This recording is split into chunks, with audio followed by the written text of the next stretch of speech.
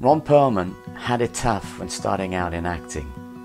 He spent decades trying to hone his craft, from doing odd bits and bobs in various films and shows, playing minor or supporting roles due to his unconventional looks. His career, most probably unknown to most people, and for nearly half his career he'd been disguised under feature-altering foam rubber prosthetics. But he stuck with his craft, and in his book, Easy Street, The Hard Way, he discusses his life on and off camera and the complexities that not only actors but the average Jane or Joe have to go through in life in order to succeed. In one story he mentions how back in the day, the 50s to be exact, there was a famous radio show that his dad used to listen to that featured all top people in Hollywood. The interviewer's last question would normally be along the line of, "What is your advice to the young so-and-so?" very much dependent on whether the interviewee was a director, writer or an actor. On one of his shows, he hosted Edward G. Robinson, who, for those who don't know, was a massive actor back in the 30s and 40s.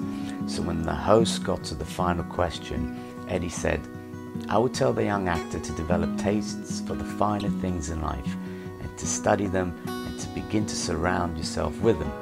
Best wines, best paintings, and if you're going to buy books, buy a limited series, one of one's collectible things, fine food." The host of the show was slightly flustered by the response and asked him again, "What is your advice to the young actor who's just starting out?" Eddie replied back with, "That's my advice." The host, not understanding, said, "How is a young actor supposed to be able to afford these things?" To which Eddie replied, "Well, that's just the problem. If you don't get into wanting those things, you'll never work hard enough to get them." Eddie's whole approach to living was to put yourself in a position in which you are forced to reach beyond your grasp, beyond your means, forced to cover your bets. And if you fall short, then so be it. But you'll live to see another day.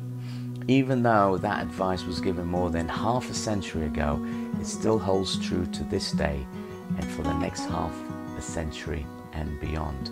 We have to reach for the sky, shoot for the stars. We have to desire that house, that luxury car, aim for that juicy role. We have to keep reminding ourselves that someday we will live in a place like this, drive in a car like that, or act in a movie of our choice, because we're going to make this visualization happen through sheer hard work. Remember this, guys. Work will work when nothing else works. You will find what works for you as long as you get up the balls and go for it. And you'll be okay if you make each little failure your friend. Look at it as a necessary phase from which all growth emanates. Otherwise, you'll learn nothing and you'll never experience success. So, happy 2023, guys. Now, let's go to work.